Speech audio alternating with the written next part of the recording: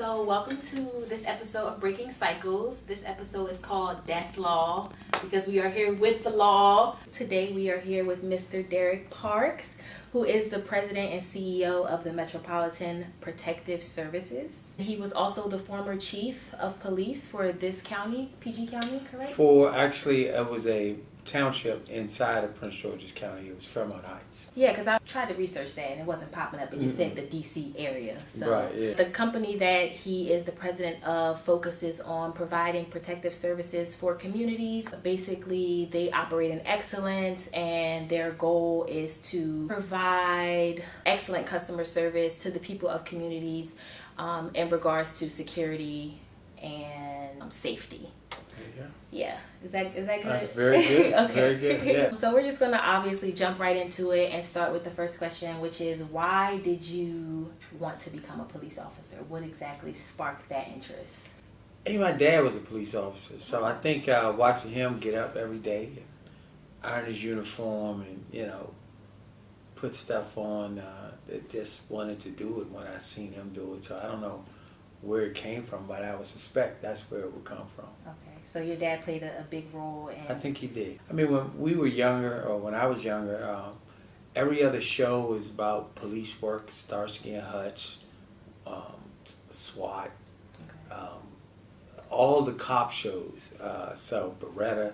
So, it just kind of made you want to be a police. I don't know, just something that I guess I always wanted to be. And that's drastically different from the men of this time and generation. I feel like a lot of the young black men today don't have that sort of aspiration to be in that role of power because they've been so brainwashed to think that anything that has to do with the law is like bad.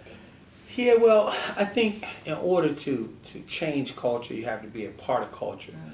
So if you want to affect the change, you got to do it from within. I think at this stage, there's a huge disconnect with the younger generation and the police department, I will say.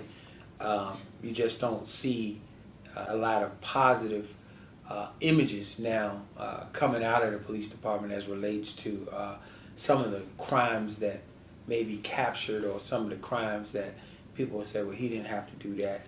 So it gives police officers who wake up every day and do the right thing a bad reputation because they label as all of them are one. They're just people just like everybody else is. Yeah, that's a good way to put it. Could you kind of give us a general idea of what the role of police officers is? Because I feel like although we know that the job of police officers is to serve and protect, sure. What does that mean? There's the politically correct answer, which is to serve and protect. Okay. And then it's what you're taught, okay. which is to go home, right? So all through training, you're taught, your job is to go home to your family, and that you don't want to take unnecessary risks, okay. or do things that would further exacerbate a situation. Okay. But I really think that police officers should be representatives of the government as relates to getting individuals to understand what the laws are.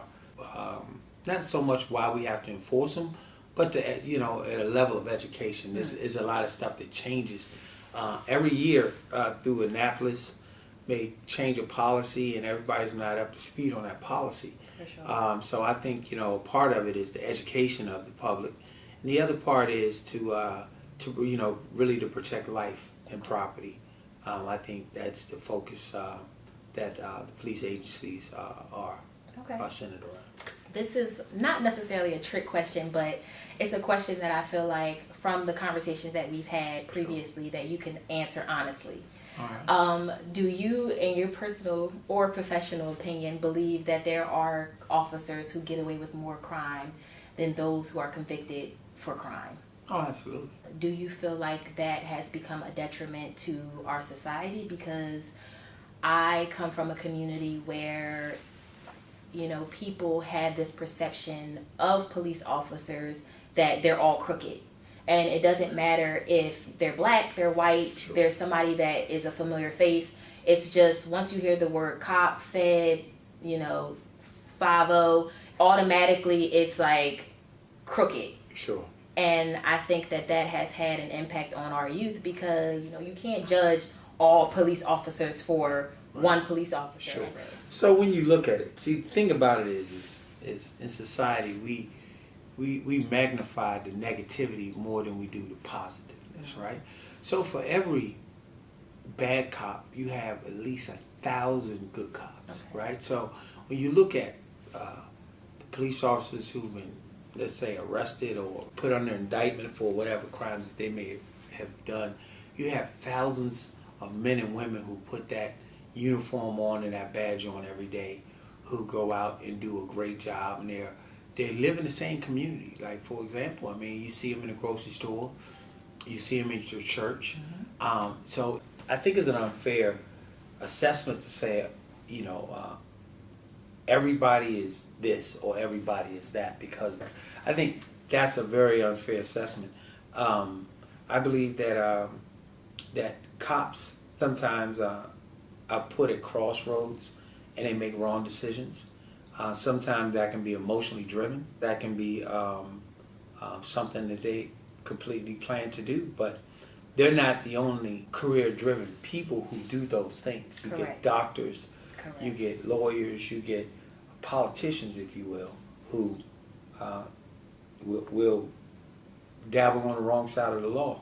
It's unfortunate when individuals do that, because no matter what industry they come out of, it puts a stain on the entire industry. And I think that that's a good point. We in society are, especially in the black community, are so opposed to discriminatory language and stereotypical ideas. But then when it comes down to cops, it's like you want to categorize all police officers as coming from the same kind of caliber. Sure. And I think that that is an unfair assessment because, like you mentioned, every person who is doing whatever job that they are in are still a human being. Personally, for me, it's brave for a person to decide to be a police officer because you're not guaranteed to make it home to your children at night. And that to me is a level of understanding that I'm hoping and praying that my generation and the future generations can grasp, because there needs to be more of us interested in the field of public safety, policing, whatever it is that is connected to the law that we're kind of like shy to get into. So obviously, me being a psych major, I have to ask this question. Do police officers undergo psychological training, and at what extent is that being mentioned or utilized in the work field? 90% of the agencies, at least, will, in this area, in the Prince George's, the Maryland MPTC, the Maryland Police Correction and Training Institute, requires them to have a psychological exam. Okay. Right. So before you can carry a gun or a badge, you have to either interview with a psychiatrist, or you have to actually take a test, a written test, that then there will be follow-up questions. So most individuals who become police officers there's no way around it, you have to go through a psychological examination to become a police officer. Okay. Do you feel that that test or meeting is useful when dealing with, I would say, people who are not necessarily used to the environment that they're about to work in, and they have to kind of gain a psychological understanding of what they're about to get themselves into? I think it can be useful, but to me, I think one of the biggest issues that in modern law enforcement today is that we don't hire enough out of the community. When we import people, they just don't know how you almost have to be raised in an area to really police an area, in my opinion, right? Because the way you enforce laws in a city is different from a country environment, right? A country environment, you'll see that the sheriff or someone like that will know everybody in the town. The likelihood of them taking somebody into custody is very slim, right? Or if they already know, and even if they do, they may be taking a person to jail and not necessarily putting it on their records and letting them out the next morning in certain rural areas, because they're a community and they know each other and they know this person is not the person they seem to be while they're intoxicated, right? Whereas in a city, it's city, and you're going to use something which police officers are given, which is usually the spirit of the law or the letter of the law, right? Spirit of the law means speed limit is 55 miles an hour. Person's going 57, he's doing okay. The letter of the law says he does anything over 55, he's getting a ticket, right? So there's a window that police officers can use to enforce the spirit of the law and letter of the law. So in more city environments, we see the letter of the law being executed a little bit more than the spirit of the law. Spirit of the law, two people getting into an argument. Listen, you get up the street, and you guys get on about your way, right? Everybody goes home. Letter of the law, disorderly conduct, both of you guys going to jail. You know what I mean? So I think what I see now is that there's a little level of, well, I'll say more unforgivingness as relates to enforcing some of the laws.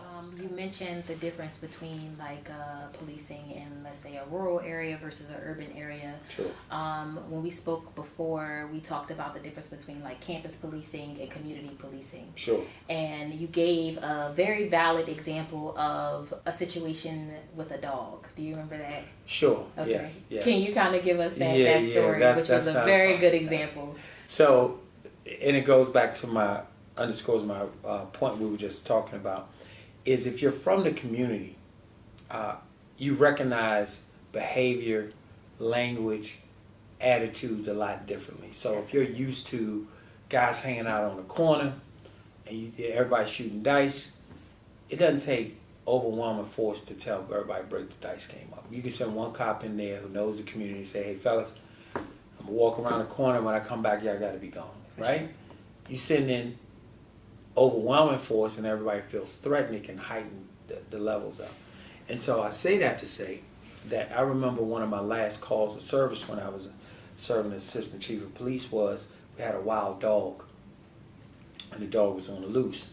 So when I pulled into a community, I noticed the dog, which was a Saint Bernard, right, which is like a Cujo, kind of Rockweller but bigger. Got you. And so when I seen the dog, he was slobbing at the mouth. He looked like he had mange or something like that. Okay. And so, you know, I didn't want to get out the car because I seen the dog kind of moving around and everything. And so I got on the radio and called for anybody with a shotgun because, you know, the thought was that the dog had been threatening citizens and that we needed to put the dog down.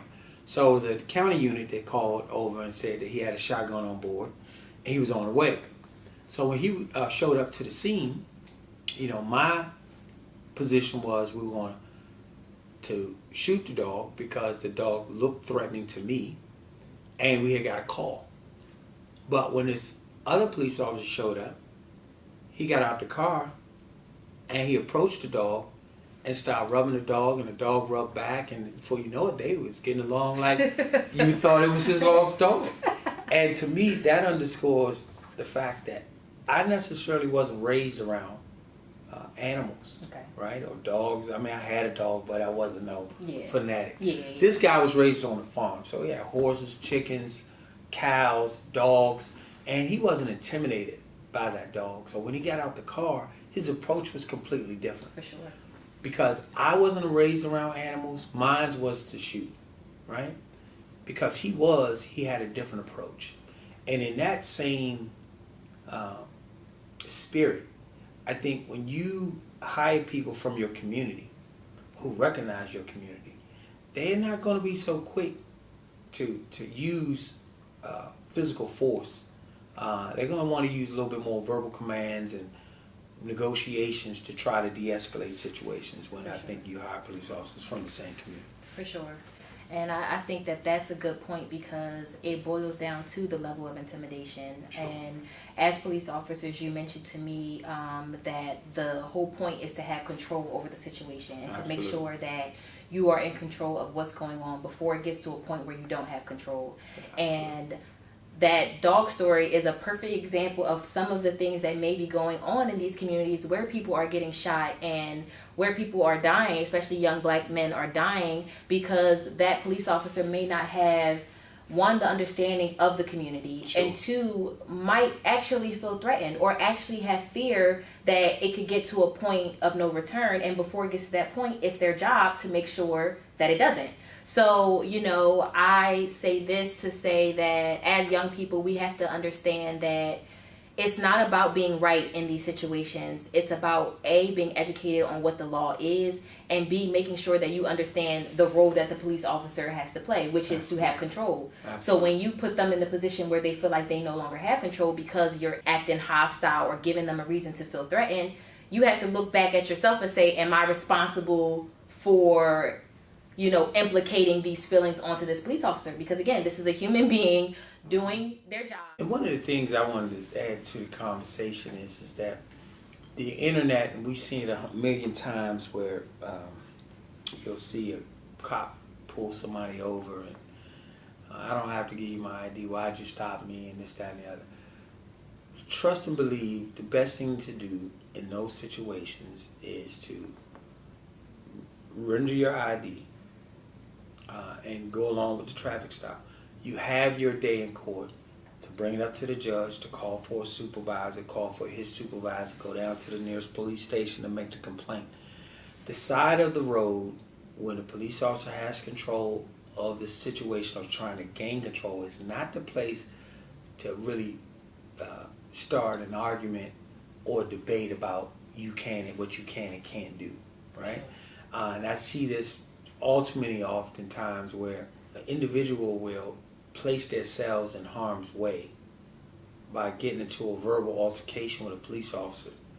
And it's certain words that police officers wait for the situation to elevate to a level of an arrest.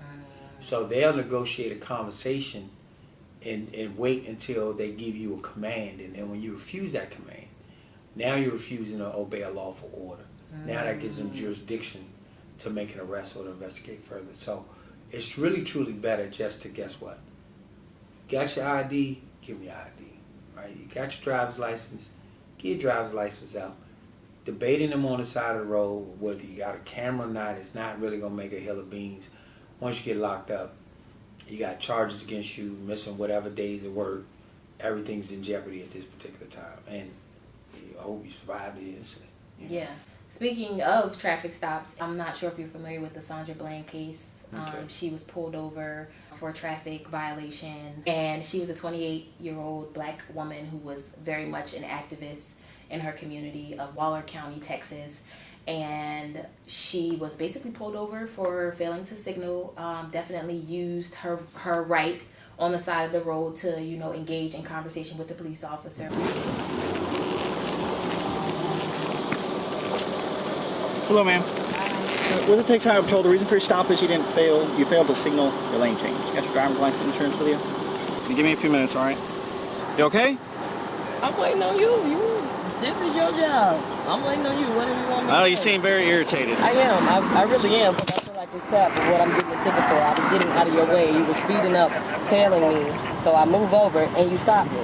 So, yeah, I am a little irritated, but that doesn't stop you from giving me a ticket. So let's continue. Are you done? You asked me what was wrong, and I told you. Okay. So now I'm done, yeah. Okay. You mind putting out your cigarette, please? Don't mind. I'm in my car. Why do I have to put out my cigarette? Well, you can step on out now. I don't have to step out of my car. Step out of the car. Why am I... Step out of the car. No, you don't have the right. Step out of the car. You do not have the right to do that. I do have the right. Now step out or I will remove you. I refuse to talk to you other than to identify myself. Step out or I will remove you. I am getting removed for a failure. Step out or I will remove you. I'm giving you a lawful order. And also deny some of the commands that he was requiring, and then she was arrested, and eventually they found her hanged in her cell. Right. Now, I don't know all the details about the situation verbatim, but I did do a lot of research during that time, and that to me was a very fishy situation. It kind of leaves me stuck in between two places of feeling like maybe she should have, backed down and just complied, and like you said, went through the process of going to court and all things like that, because then she may not have, lost her life.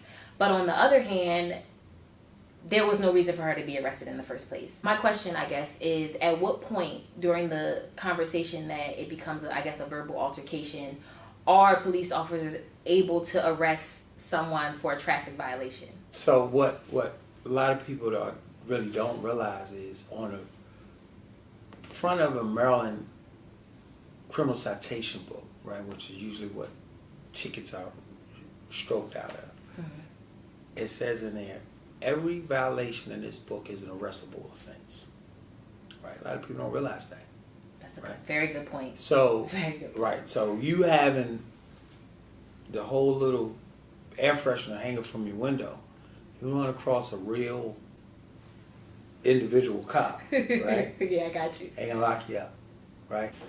Everyone feels as though that that they can have an audience, or now's the time to have an audience. Now, I've seen some of the Saundra Bland case. The trooper, which was I think it was Texas State Trooper, Yes. pulled traffic, said that she failed to signal. I didn't see the video prior to whether she failed or whether she didn't fail, but let's just take it on face value. If she failed to signal, that's a violation of uniform code, whatever state they're in, right? So he's initiating a traffic stop that's well within his right to do. For sure. Right? And we approached the car. They got into, I think he asked her for her stuff, and then she was a little irate. Yeah. Which she has every right to be irate, right? There's no law says you can't be upset by it. And if I'm not mistaken, I think he had asked her to put the cigarette out or something like that, and she refused, right? Yes. So I think that's where things kind of turned to the left, and to me, everything beyond that becomes a little bit more questionable, if you will, Yes. right? Now, let me also say this. If Texas is like Maryland, he could have been executing an arrest at that time. Gotcha. Right? So he could have said, okay, that's it. I don't have to let you go. I'm going to impound your car and I'm going to take you into custody. So when he asked her to step out the car, it's not for her to refuse at this time, because he's already stated what the violation was refusing the signal. And so once you're on that side, you're really kind of at the mercy, if you will, of the law enforcement official who's have control of the scene. Very true. Now, the thing is that did he have to use force and things like that to subdue her or take her into custody? What people don't realize is there's something called passive resistance, right? Passive resistance is you not hitting me, but you're not complying with me either, right? So I can say, come here, so all police officers, no matter where they work, they have something called the use of force continuum, right? So the use of force continuum is the elevation of force that you can use to neutralize any situation that you're going through. So the first item on the use of force continuum is officer's presence. Okay. So by you just sheerly being there, in the eyes of the law, that's considered a use of force, that I'm here, and that should bring a certain level of calm to a situation, right? And then the next level is verbal commands, right?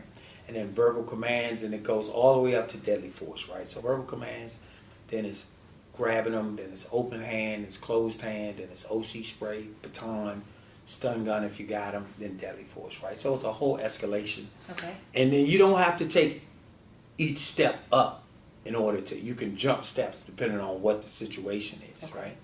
Now, because she's passively resisting, meaning that he can use the minimum force necessary to negotiate the arrest that he feels is applicable.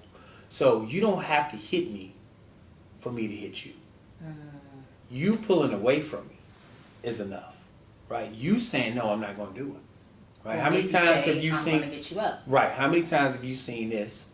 A person will say, sir, roll down the window. I'm not rolling down my window, blah, blah. So I'm going to ask you to step out the car. Why am I being detained? You've been detained. You're also about to be arrested. Well, I'm not. Call the supervisor, and they roll the window up. Next thing you know, cop breaks the window, pulls the person out the window, right? Guess what? He's just resisted arrest. You follow what I mean? Gotcha. You don't have to do physical force to resist arrest. You basically saying no is enough. That's resistance. So it's called passive resistance. However, it's resistance nonetheless. So again, you see a situation like that where the officer takes her out the car, she's still being a little disorderly, and you use physical commands. She's still resisting. He places her in the cuffs. They go out of view. Sounds like a struggle ensues, and it takes her to court. Takes her to DOC. Now, a lot of people don't realize the Department of Corrections or the Sheriff's Department is a completely separate organization from usually the arresting agency. So, for example, in Maryland, right, or in Prince George's County, if you will, you'll have a Prince George's County police officer, or let's say Sea Pleasant police officer, lock somebody up, which in turn they'll transport them to Upper Marlboro. Okay. Upper Marlboro has a Department of Corrections, right? Those guys are not police officers, they're not sheriff's deputies, they're DOC, Department of Corrections, right? We're a completely different uniform, and we actually physically turn custody over to the Department of Corrections, okay, right? So when we take a person to jail, we load them in the front seat of our car, take them down to DOC.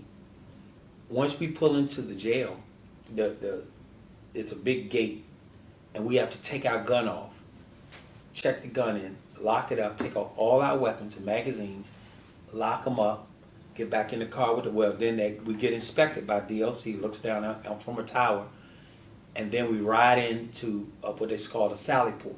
okay. Then we take the prisoner out the back seat of the car, sit them down, start processing their paperwork, and DOC does what they have to do, and then it's an official exchange of that prisoner from the police officer to DOC. Gotcha. So if DOC can refuse him and say, no, this guy has too many bruises, you need to take him to Prince George County Hospital Center, or looks like he needs medical, we're not taking him, right? And so they still can refuse him, and we got to take him up to Prince George's Hospital Center to get checked out and whole 9 yards. Okay. So it's two separate agencies that get involved in prisoners. Now, sometimes some areas have sheriff's departments that handle their jails, and some have Department of Corrections. And I'm not sure how Texas is formulated, but this was a state trooper who pulled her over, and she was in the custody of either the sheriff's or Department of Corrections. So it's two separate agencies, and not saying that they're working in tandem, but the likelihood that you got everybody working together, right, is a little less plausible in today's day and age. Okay. And not saying that it didn't happen or somebody didn't do something wrong, but the likelihood that that particular trooper actually, went in there and, Gotcha. We can't even get into DOC. Gotcha. You know what I mean? Like, it's not just like, So it's layers. it's layers to that, right? It's not like we can just walk into jail, open up cell 5, and, go to, right, no, it doesn't work that way. It's a whole process of just even, and even when we get in DOC, we only go but so far. Gotcha. Right. And that's a good explanation that I feel like I didn't know, and a lot of people don't know. They just don't understand. And again, right, I don't know what happened in her situation. It's unfortunate that a 28-year-old young lady at the start of her life is no longer with us, right, under questionable circumstances. I think that's a real tragedy.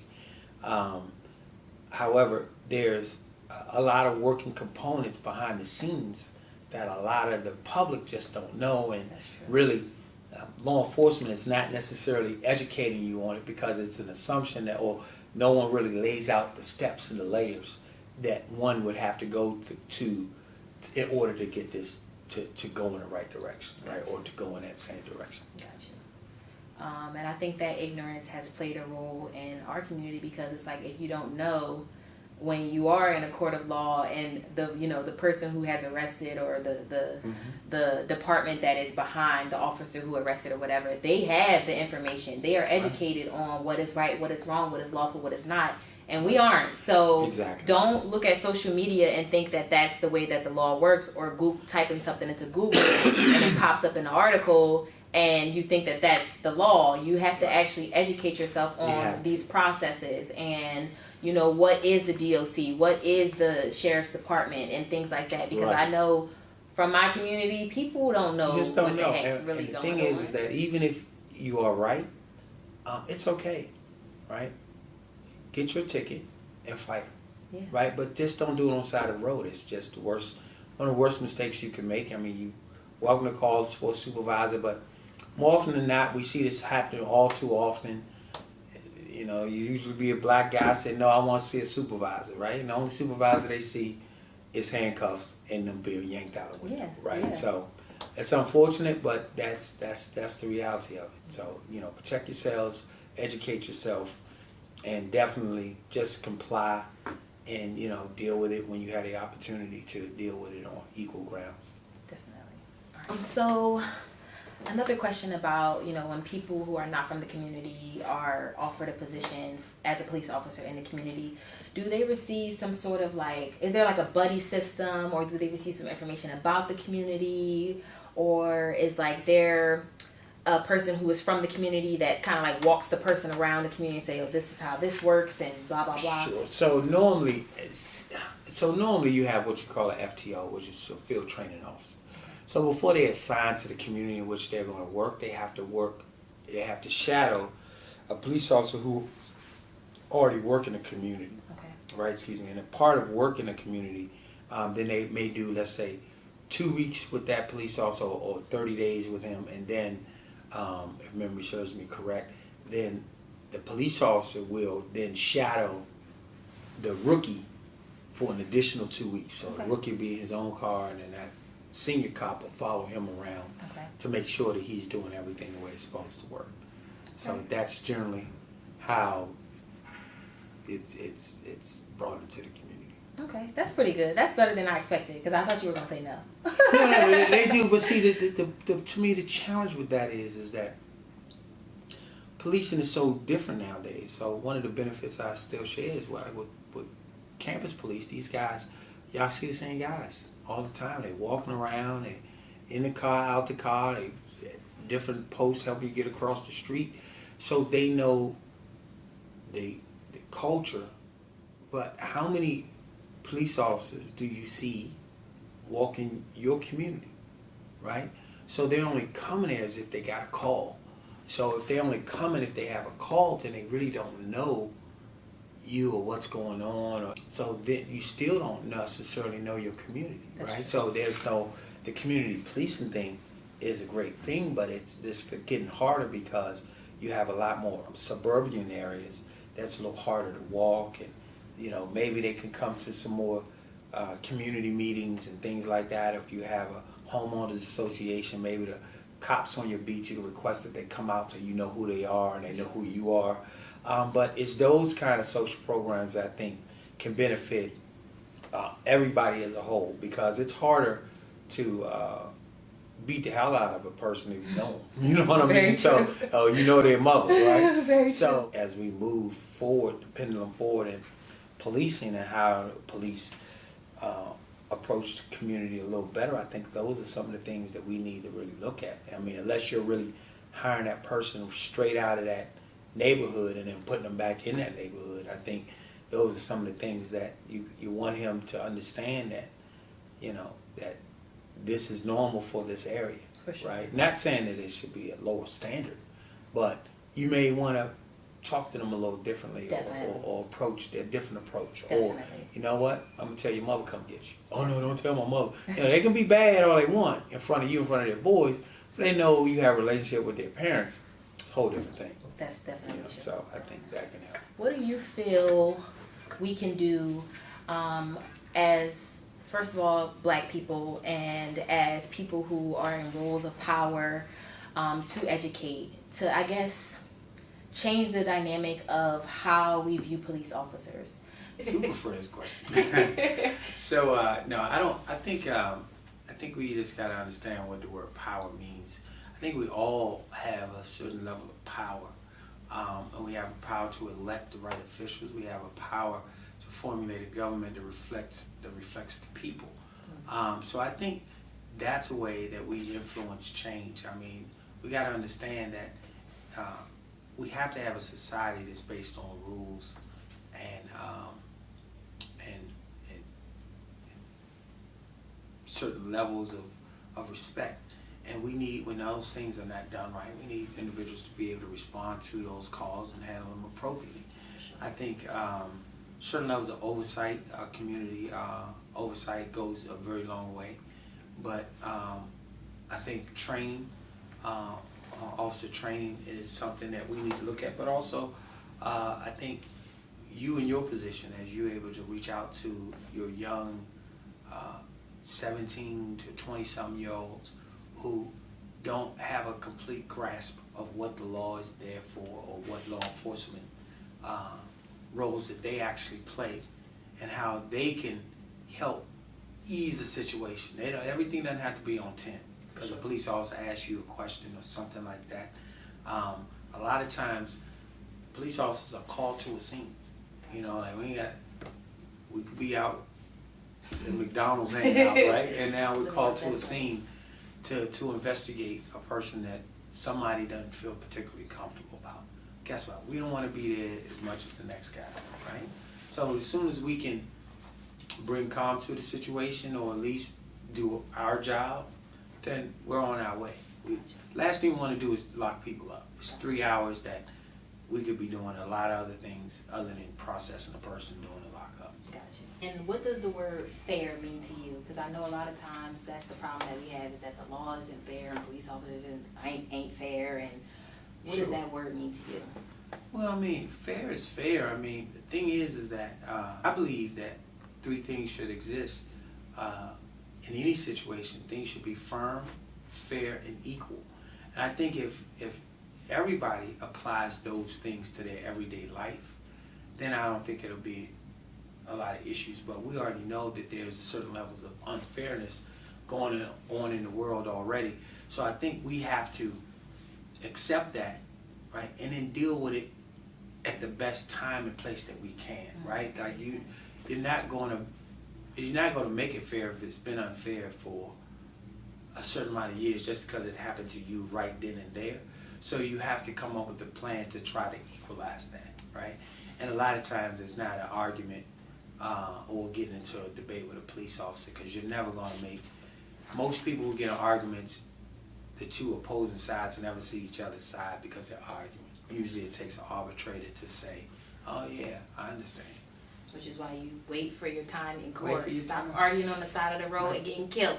You see that just in society, not saying it's a police thing, but just how our DNA works. If I'm mad at you, we'll bring him in to say, you understand what I'm saying? Yeah. And nope, he right though. You see what I'm saying? Yeah. So it takes a third person, so you gotta understand everybody's human. Yeah, that makes sense. Well, I just want to thank you so much for your time. I know you have a lot more important things you could be doing, but this episode is very informational for my peers, people from my community especially, because I think cops get a bad rep. And I'm really tired of it. And sure. I want my younger cousins and family to be able to look at police officers and aspire to be in a role that has such a great impact on communities. And I just think it's important for us to get educated about what it is that police officers do and what it is that we're able to do or not able to do in certain situations so that we can really preserve life, because that's the whole point. We all might not be on the same page, we all might not come from the same backgrounds, but if we can look at each other as individuals and really just appreciating people who actually go out and risk their lives every day to protect the community, because if there weren't any police officers, I've been to Nigeria, the police officers there are completely different than the police officers here. So, life puts things into perspective, and rest in peace to Saundra Bland. I know that was just a tragedy that really, hit home for me in regards to really trying to get information out there about policing and that kind of stuff. So, thank you so much. That's it. Peace and love. Very important. Authenticity will save you a lot of heartache, because eventually you're going to wake up and the mask is going to be so beat up and you're going to be so tired of wearing it that you're going to have to say, listen, I am who I am. The people around me are either going to love or hate me.